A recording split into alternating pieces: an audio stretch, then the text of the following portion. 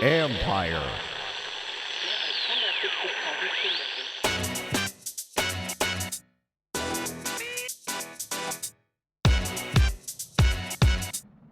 Welcome to the Football Jones podcast. It is Mike Jones. Thanks for coming back for another episode. Read me at usatoday.com. Follow me on Twitter and Instagram at @ByMikeJones.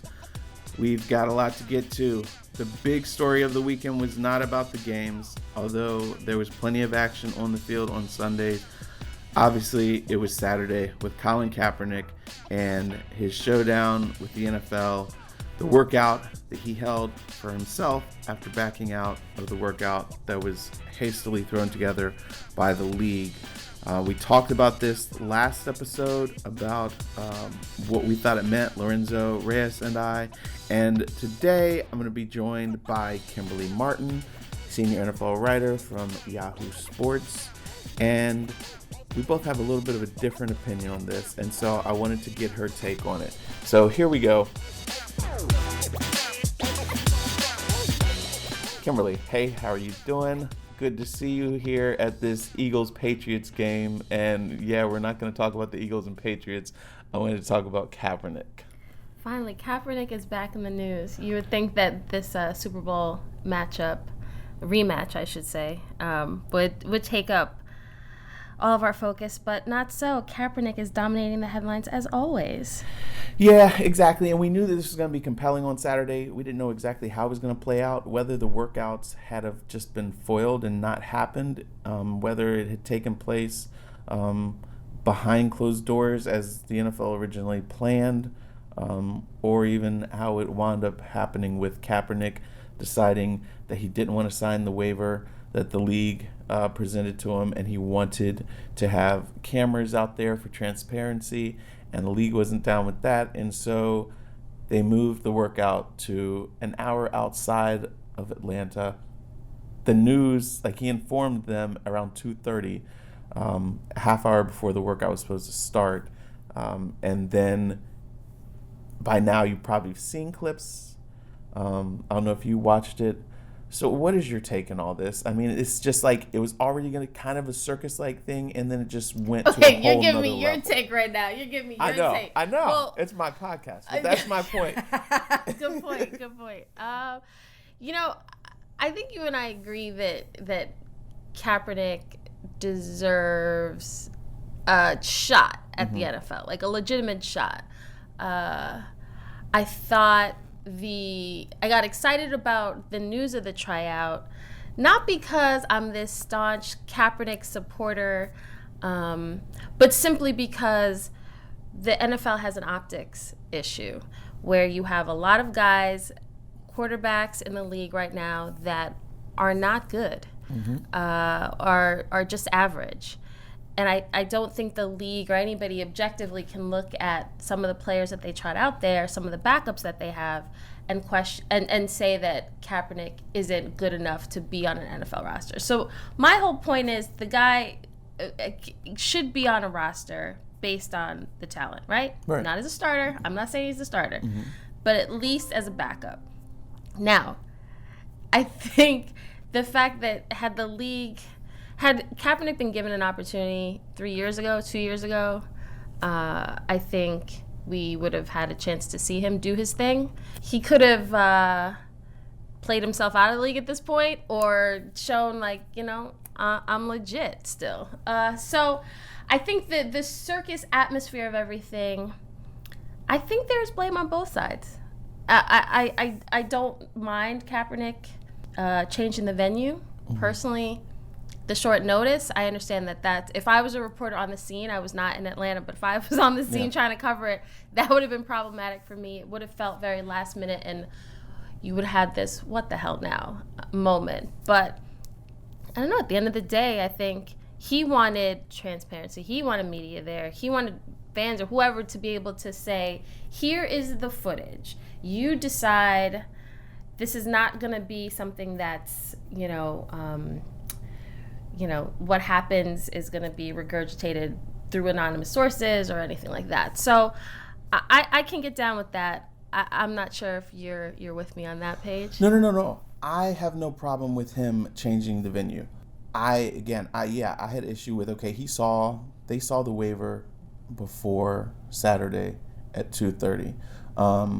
I felt like, look, he probably, I haven't seen the actual waiver myself. There are reports that it was way different, that there was, a way to, like, it looked like the league was trying to protect itself from future lawsuit. I've talked to some people who said that the waiver wasn't all that different than the normal one. But whatever. The thing I'm most disappointed about is that it was a power move. And I think it was calculated because they already had everything set up. And a lot of people I talked to felt like he probably had this planned before Saturday. From jump, we're going to make a power move. And I'm just disappointed that his power move wound up making it seem like he was more about optics than football, more about theatrics than football, and that he was more concerned with showcasing his skills to the world than he was his future employers. Okay, Mikey, fair point. Because of that, he basically gave credence to his critics who say he didn't really want to play. Anyway, I believe he wants to play. I believe he wants to play on his own terms. But he just strengthened their argument because of the way he went about that. And I feel like this whole time he's gone about things. I have no problem with the kneeling. But since then, I think he's gotten bad advice on how he goes about things. I just feel like he kind of hurt himself again yesterday. So I respect your opinion. This is your podcast, so I got to say that. No, I agree with you. I think that I walked away from this weekend with one question: why now? And you can say that about the league. Why all of a sudden is this hastily thrown together tryout happening in November when teams' rosters are pretty much set? Why now, as far as from Kaepernick's side, when you look at the planning and the speculation as to when did they decide to do the whole switcheroo and change the venue? It was a power play, but I think it was a power play on both sides. And I think this is where I don't know whether Kaepernick will ever suit up again. I've always said I don't think he will. Before this weekend, I always felt like I don't think he'll be on an NFL roster. This weekend, you didn't learn anything new about him. Right. You knew he had arm strength. Aside from him showing up and being 300 pounds or 30 pounds, like he wasn't, there was nothing that we were going to see him throwing against air to receivers that, he's friendly with. But, that's what QB workouts are. So when people say, like, oh, he's throwing against air, okay, well, that's what they do. Every single one is. That's what the combine is. Right. So I feel like this weekend allowed, and I tweeted this on Saturday, over the last 3 years, what we've seen is people will view the prism of Kaepernick versus the NFL through their own lens and what they want to see. So if you supported Kaepernick, if you felt like he deserves a shot, you saw this weekend as, hey, this man proved he's got the arm strength. He belongs on a roster. If you felt like this guy's a bum, he doesn't even, he doesn't even deserve a spot in the league. He clearly doesn't want to be here. You're going to look at it and say, oh, he was throwing against air. He's not even that good, whatever. So I just think we didn't may have advanced the conversation about Kaepernick, and now there's a new chain of events as far as, okay, now he's in front of some NFL teams working out, with this tryout. Yeah, there were like 8 teams there, 8 scouts, right, instead of the 25 that were supposed to be there. Right. Even that, I felt like Hugh Jackson landed and then went to the venue, to the Falcons facility, and then turned around and went back to the airport. You know what? Stuff like that. I understand if Kaepernick really was concerned about showing his employers that he's ready to play and on their turn. That's really not what any of this has been about as far as Kaepernick. It is about controlling the narrative, I think, for the league and also Kaepernick. I think Kaepernick has to prove that I can play and I'm showing the people, because if I'm trying to fit your system and what you want me to do, I feel like now I'm at a disadvantage. Yeah, I felt like, again, and I wrote this, that this wasn't about, I wrote a long story, and it's crazy because, I've got people who, hate me, calling me Uncle Tom and, whatever, a bootlicker or whatever for the league. Then other people saying, you're right, he sucks. Then other people saying, oh, a very nuanced, thing. And then other people saying, oh, what a lazy report. So if you're everybody's right. mad, then you're doing something right. I guess. So, but like you're saying, if you hated him, you were going to hate him. If you loved him, nothing was going to change your mind.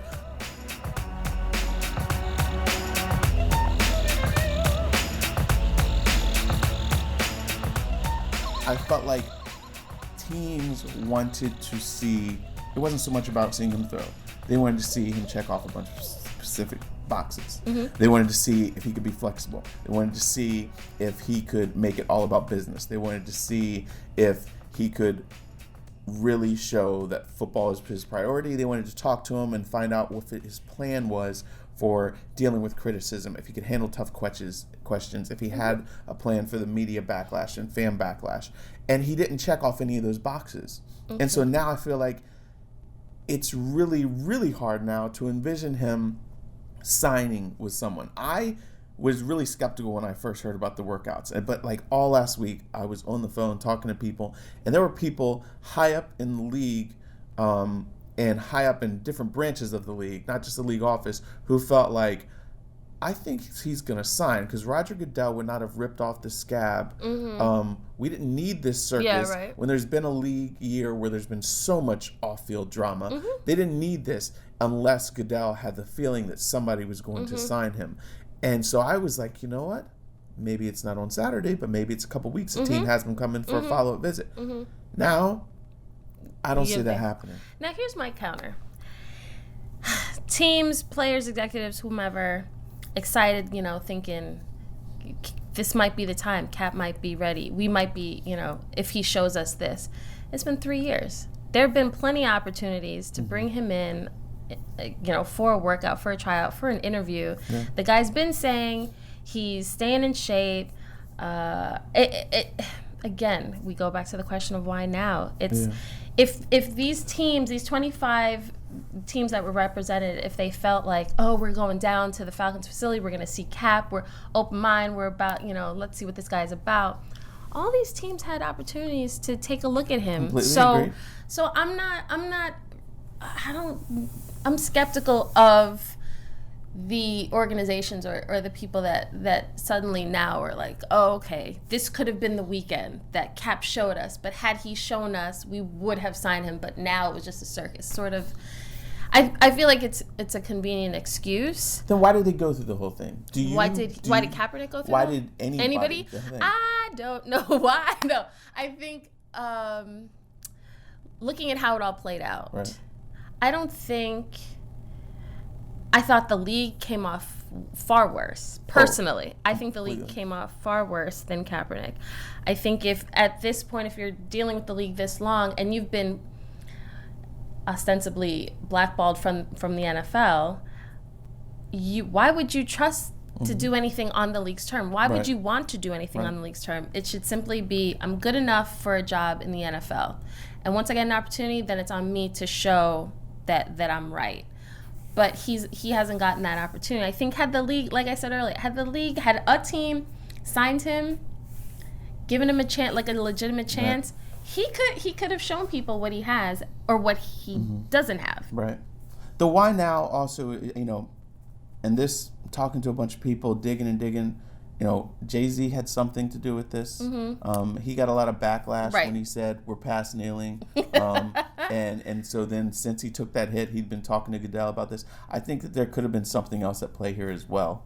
I mean, what's your conspiracy theory, Mike? I don't know. That's the thing. But it's like, okay, is one guy, I know, and I've talked to people high up in the league who didn't know this was happening. Roger Goodell and like one or two other people made this decision. So I don't know if we'll ever really find the why. But this thing could have happened last June or in the spring, or could have happened after the season. It happened now. But I understand the critics who are like, well, look, if you're going to a job interview, you're not going to say, oh, no, we're doing it at this place right here, or, you're going to basically do what you have to. But this is different. This is not. Right, that's what I'm saying. I get what they're saying. Right. But this isn't just a regular job interview. Right. This is much bigger, and so I think that's too simplistic. Right. I just feel like, again, I believe he wants to play. You think on his terms and his way. His terms and his way. And I do believe that the league wants this thing to go away some way, shape, or form, whether he gets on a team and plays or whether he just, never plays again. They just want it gone in some other way. Yeah. But I don't know how this thing ends. I think it ends. One side has to get tired of fighting at some point. It is it's gotten political as opposed to football. It has gotten about power dynamics. It never was really about football, though. Right, it never was. What was your take on, some people were saying, took issue with him showing up with the Kunta Kinte shirt? I mean, the only thing I took issue with personally were the pig socks. Mm-hmm. But I mean, like showing up on Saturday. I know, okay. but I didn't mind. I mean, to me, that I have no issue. I feel like focusing on that kind of stuff, so we're in Philly. So earlier this week, I sat down with Malcolm Jenkins for a sit-down interview with Yahoo Sports, right? And he said he's one of the guys one of the first guys that joined Kaepernick in some sort of protest about racial injustice and all that stuff.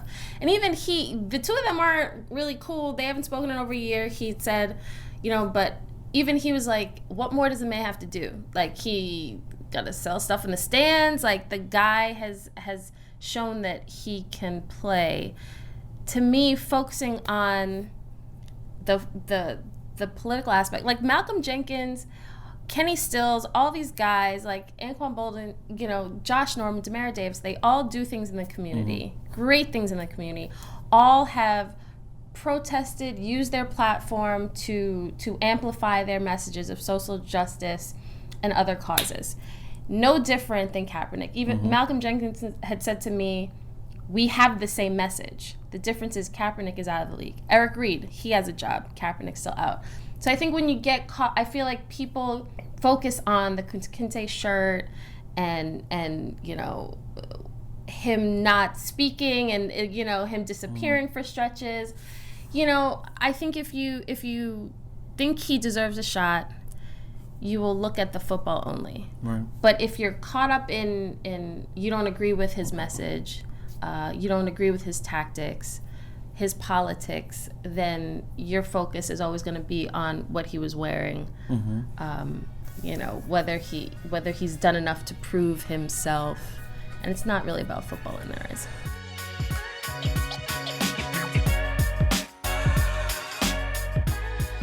I feel like part of me feels like even if he did show up on Saturday at the league workout, did everything, that we still could be wondering. I mean, there's always going to be something. There's always going to be something.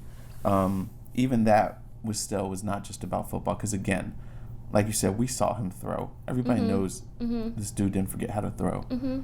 He's an athlete. He's in shape. It's just, I'm sad. Like, I really wanted to see him sign with the team, change the narrative, flex on the league, flex on his critics, go out there and prove, he can play and he can stand up and and continue to fight for, against social injustices, and be like, hey, he did it his way and he won. He's still going to be fighting for the same things. I feel like it's sad now because I don't feel like that chance of him getting on a team, flexing on the league and his critics is very likely to happen. Throwing against air was going to change minds. Right. But, again, look at the combine. They throw against air. And that's televised. So I understand his argument with okay, well, why can't we have camera? If for some reason teams had softened in their stance and felt like, okay, enough time has passed, or if there was coaches who have been beating on the drums to their general manager and owners, and so they finally were like, okay. One person told me that the league basically was doing this as a shield for the teams because teams probably didn't want the individual backlash and attention, and so if the league set up this whole thing, it was a controlled environment, and then any one team wouldn't have been. I have no idea. But if there was indeed a team who really wanted to sign him and were kind of like on the fence considering it, and then were turned off by this, I'm sad. Now I hope that there still is somebody who says, hey, look, the 8 of us showed up. 8 teams did show up.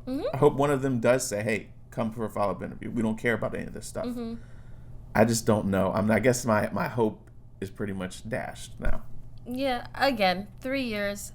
To say, maybe owners or GMs or teams had an epiphany and they realize the backlash isn't that it's not that big of a deal. They can handle it, so now they'll sign him. To me, that's really weak. So you think? So why did we even like? Well, my whole issue is, as much as you can nitpick certain things about the way Kaepernick has gone about things, and I don't mean nitpick like all of the criticisms are petty. There are a lot of criticisms, and I did like specific parts of your column. But I think overall, to me, the issue has always been the league and the teams and the cowardice that is shown. But it does take two. Agreed. However, owners are billionaires first. They're about that money. They're businessmen and women. 100%. So when somebody like Kaepernick threatens, he would threaten their bottom line. To me, that's cowardice. Because if you are going to say, you know what, we're not even going to bother with that guy because he's just going to mess up our whole situation here. We don't need that drama. Then if that's going to be your argument 3 years ago, don't come 3 years later and now say, oh, you know what, this guy can play. Because we just wasted 3 years of a guy who theoretically could play. Now we've taken 3 years from him.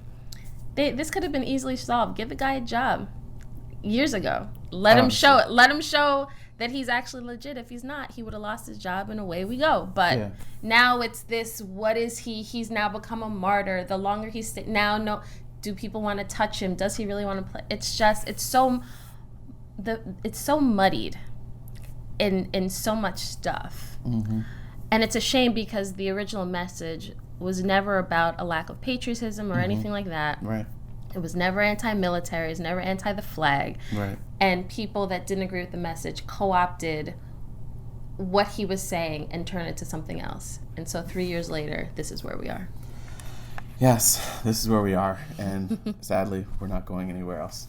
But anyway, Kmart, thank you for your time. Tell everybody where they can find you. You can find me on Twitter at @ByKimberleyA and on Instagram at Kimberley Martin, and also on Cover 3, Yahoo Sports Weekly NFL show. That's every Monday? Every Monday. 7:30 p.m. 7:30. Eastern. All right. And, of course, any of her stories and columns on yahoosports.com.